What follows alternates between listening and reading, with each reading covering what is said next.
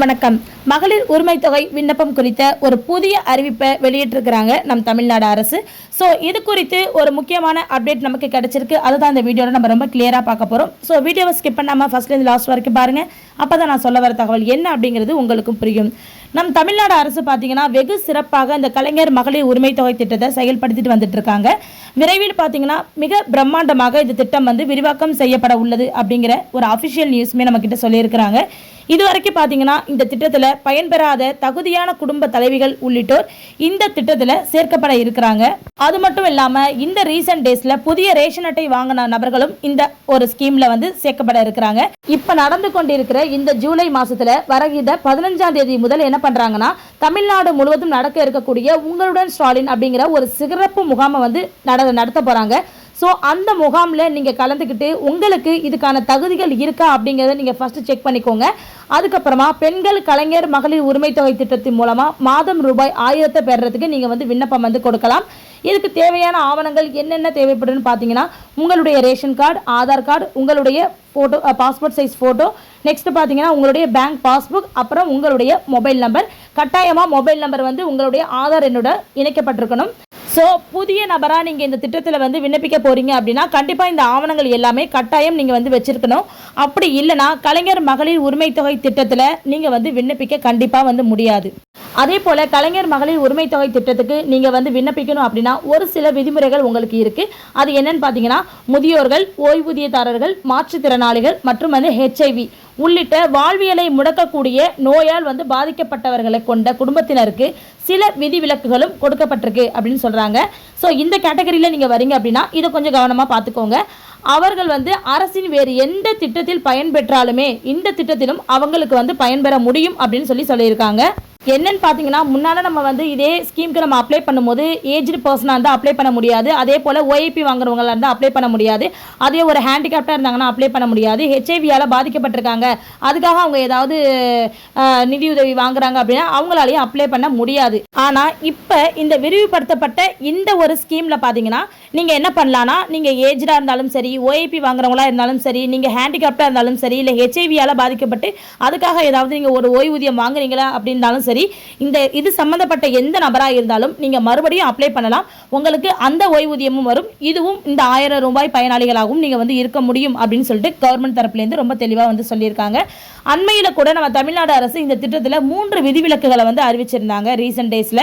என்னன்னு பாத்தீங்கன்னா காலமுறை, அதாவது காலமுறை ஓய்வூதியம் பெறும் முன்னாள் அரசு ஊழியர்களை தவிர, அதாவது பென்ஷன் வாங்குறாங்கல்ல அந்த அரசு ஊழியர்களை தவிர அவர்கள் வீட்டில் தகுதியான பெண்கள் யாராச்சும் இருக்கிறாங்க அப்படிங்கிற பட்சத்தில் அவங்க கலைஞர் மகளிர் உரிமை தொகை திட்டத்துக்காக விண்ணப்பிக்கலாம் அப்படின்னு சொல்லியிருக்காங்க. இதுக்கு முன்னால் பார்த்தீங்கன்னா ஒரு வீட்டில் ஒருத்தவங்க பென்ஷன் வாங்குறாங்க, அவங்க ரேஷன் அட்டையில் இருக்காங்க அப்படின்னா கண்டிப்பாக அவங்க வீட்டில் இருக்கக்கூடிய இன்னொரு தகுதியான பெண் கண்டிப்பாக அப்ளை பண்ண முடியாது. பட் இப்போ என்ன சொல்லியிருக்காங்கன்னு பார்த்தீங்கன்னா ஒரு ரேஷன் கார்டில் இப்போ எக்ஸாம்பிளுக்கு ஒரு மாமியார் மருமகள் இருக்காங்க. இப்போ மாமியாருக்கு மாமனார்கிட்டேருந்து ஒரு பென்ஷன் அமௌண்ட் வந்துட்டு இருக்கு அப்படிங்கிற பட்சத்தில் இந்த மருமகளானவங்களுக்கு இதில் எலிஜிபிள் ஆகிறதுக்கு வாய்ப்புகள் இருக்குது அப்படின்னா கண்டிப்பாக அதுக்கான தகுதி அந்த பெண்ணுக்கு இருக்குன்னா அந்த மருமகள் திரும்பி நீங்கள் அப்ளை பண்ணிக்கலாம்.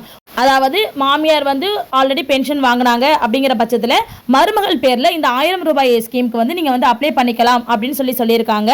அப்படி தகுதியான பெண்களாக நீங்கள் இருக்கீங்க அப்படின்னா இந்த திட்டத்துக்காக உள்ள விதிமுறைகள் அனைத்தையும் நீங்கள் பூர்த்தி செஞ்சுட்டு அவங்க இந்த திட்டத்தில் விண்ணப்பிக்க தகுதியானவர்கள் அப்படின்னு சொல்லிட்டு நம்ம தமிழக அரசு சொல்லியிருக்காங்க. ஸோ நீங்களுமே உங்களுடன் ஸ்டாலின் அப்படிங்கிற இந்த கேம்புக்கு போயிட்டு நீங்கள் அப்ளிகேஷன் கொடுக்கலாம். கண்டிப்பாக உங்களுக்கு எலிஜிபிள் ஆகும் அப்படிங்கிறத நம்ம தமிழ்நாடு கவர்மெண்ட்டே அவங்க தரப்புல இருந்து ரொம்ப தெளிவாக சொல்லியிருக்கிறாங்க. இது சம்பந்தமாக உங்களுக்கு ஏதாவது சந்தேகம் இருக்குது அப்படிங்கிற பட்சத்தில் கண்டிப்பாக கமெண்ட்ல கேளுங்க, நான் உங்களுக்கு கண்டிப்பாக எக்ஸ்பிளைன் பண்ணுவேன். நெக்ஸ்ட் பார்க்கலாம். அதே போல் இது பென்ஷனுக்கு மட்டும் கிடையாது.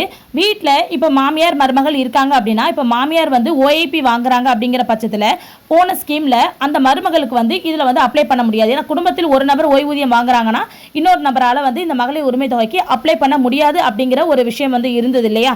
இப்போ அதையுமே சேஞ்ச் பண்ணியிருக்காங்க. என்னன்னா முதியோர் ஓய்வூதியம் பெறுபவர்களை தவிர, அதாவது உங்கள் மாமியார் முதியோர் ஓய்வூதியம் பெறுறாங்க அப்படின்னா அவங்கள தவிர அவங்க வீட்டில் இருக்கக்கூடிய தகுதியான மற்ற பெண்களும், அதாவது அவங்களுடைய மகளாக இருக்கலாம் அல்லது அவங்க மருமகளாக இருக்கலாம், அப்படி இருக்கக்கூடிய மற்ற பெண்கள் இந்த திட்டத்துக்கு விண்ணப்பிக்கலாம் அப்படின்னு சொல்லியிருக்காங்க.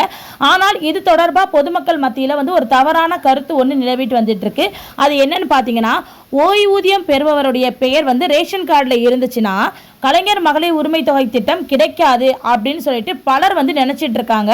ஸோ இன்னும் கூட நினைச்சிட்டு இருக்கிறவங்க நிறைய பேர் இருக்காங்க. இது சம்பந்தமா நிறைய பேர் கமெண்ட்லையும் கேட்கவும் செய்கிறாங்க. அதனாலேயே வந்து பல பேர், அதாவது அவங்க குடும்பத்தில் இருக்கக்கூடிய வயசானவங்க இப்போ ஓய்வு பெறுறாங்க அப்படின்னா அவங்கள வந்து புதிதாக ஒரு ரேஷன் கார்டு விண்ணப்பிக்கிறவங்களா இருக்கிறாங்கன்னா அத்தகைய ஓய்வூதியம் பெறும் முதியோர்களுடைய பெயரை தங்களுடைய ரேஷன் கார்டில் இணைக்க வேண்டிய சூழல் இருக்கும் பட்சத்தில் அதை வந்து தவிர்க்கிறாங்க. அதாவது இந்த பேரை நம்ம ஓஏபி வாங்குறாங்களே இவங்களை நம்ம ரேஷன் கார்டில் இணைச்சிட்டோம்னா நமக்கு 1000 ரூபாய் பணம் வந்து வராது அப்படிங்கிற மாதிரி நிறைய பேர்கள், அதாவது அது மாதிரி முதியோர்களை வந்து அந்த ரேஷன் கார்டில் பேர் இணைக்கிறதுக்கே வந்து பயப்படுறாங்க. ஆனால் இதற்கு தமிழ்நாடு அரசே ஒரு முற்றுப்புள்ளி வைக்கிற மாதிரி அவங்க ரொம்ப தெக்க தெளிவாக ஒரு விஷயத்தை வந்து சொல்லிட்டாங்க. என்னன்னா, முதியோர் ஓய்வூதியம் பெற்றாலுமே வந்து அந்த பயனாளியை தவிர தகுதியாக இருக்கக்கூடிய அந்த ரேஷன் அட்டையில் இருக்கக்கூடிய இன்னொரு ஒரு குடும்ப தலைவி, அதாவது ரேஷன் அட்டையில் இருக்கக்கூடிய இன்னொரு ஒரு பெண் இருக்காங்களா, தகுதியான பெண், அவங்களுக்கு இந்த கலைஞர் மகளிர் உரிமை தொகை திட்டத்தில் நீங்கள் விண்ணப்பிக்கலாம். உங்களுக்கு 1000 ரூபாய் எலிஜிபிள் ஆகும் அப்படிங்கிறத ரொம்ப தெளிவாக வந்து சொல்லியிருக்காங்க. ஸோ இதே மாதிரி உங்கள் வீட்டில் ஏதாவது ஒரு டவுட்டில் சந்தேகத்தில் உங்கள் வீட்டு பெரியவங்களை நீங்கள் ரேஷன் கார்டில் இணைக்காமல் இருக்கீங்க அப்படின்னா நீங்கள் கண்டிப்பாக வந்து உடனே வந்து இணைச்சிக்கலாம். ஸோ அவங்க ரேஷன் கார்டில் இருக்கிறதுக்கும் உங்களுக்கு 1000 ரூபாய் பணம் வரத்துக்கும் எந்த ஒரு இன்டென்ஷனுமே இல்லை அப்படிங்கிற மாதிரி அவங்க தரப்புலேருந்து சொல்லிட்டாங்க. அவங்க ஓஏபி பணம் வந்து வாங்கினாலுமே சரி, உங்கள் ரேஷன் கார்டில் அவங்க இருக்காங்க அப்படிங்கிறதுக்காக கண்டிப்பாக ரேஷன் கார்டில் அமௌண்ட் வாங்கக்கூடிய உங்களுடைய பணம் நிறுத்தவும் மாட்டாங்க. அதே போல் புதுசாக இப்போ அப்ளை பண்ணுற பர்சனாக இருந்தாலும் உங்களுக்கு கண்டிப்பாக வந்து எலிஜிபிள் ஆகும். ஸோ அதனால் அதை மாதிரி இருக்கிறவங்க உங்கள் ரேஷன் கார்டில் நீங்கள் வந்து ஆட் பண்ணிக்கலாம். அதே போல் பார்த்தீங்கன்னா புதிய ரேஷன் கார்டுகளை விண்ணப்பிக்கிறவங்க இருக்காங்களே அவங்க ஏற்கனவே முதியோர் பெயர்களை சேர்க்காமல் ரேஷன் கார்டு பெற்றவர்கள் அவர்கள் பெயரை ரேஷன் கார்டில் சேர்த்துக்கொள்ளலாம் அப்படின்னு சொல்கிறாங்க. இவ்வளோ நேரம் நான் உங்ககிட்ட எக்ஸ்பிளைன் பண்ணலை, அதை பற்றி தான் இந்த இடத்துல சொல்லியிருக்காங்க. அதனால் நீங்கள் புதுசாக ரேஷன் கார்டு வாங்கினாலுமே பெரியவங்க பேரை வந்து நீங்கள் வந்து சேர்த்துக்கலாம். அதனால் எந்த ஒரு பிரச்சனையும் இல்லை அப்படிங்கிறது ரொம்ப கிளியராக வந்து சொல்லியிருக்காங்க. ஓகேவா? அதே போல் நீங்கள் முதியோர் ஓய்வூதியம் பெறப்படுவதற்கான தகுதி உங்களுக்கு இருந்துமே இவ்வளவு நாள் கலைஞர் மகளிர் உரிமை தொகை திட்டத்துக்காக விண்ணப்பிக்காமல் இருந்தால் ஜூலை 15ஆம் தேதி முதல் நடக்கக்கூடிய இந்த தமிழ்நாடு அரசுடைய சிறப்பு முகாம் இருக்கு இல்லையா, இதில் கலந்துக்கிட்டு நீங்கள் கண்டிப்பாக வந்து இந்த திட்டத்துக்கு வந்து விண்ணப்பிக்கலாம் அப்படின்னு சொல்லியிருக்காங்க. உங்களுடைய பெயர் இந்த திட்டத்தில் சேர்த்து கொள்ளப்படும் அப்படின்னு ரொம்ப கிளியராக வந்து எக்ஸ்பிளைன் பண்ணியிருக்காங்க. இந்த தகவல் உங்களுக்கு பயனுள்ளதாக இருந்தால் கண்டிப்பாக நம்ம சேனலை சப்ஸ்கிரைப் பண்ணிக்கோங்க. பக்கத்தில் இருக்க பெல் ஐக்கானுமே டச் பண்ணி விட்டுக்கோங்க. அடுத்தடுத்து நான் போடக்கூடிய வீடியோ உங்களை வந்து சேரும். ஓகேவா? தேங்க்யூ.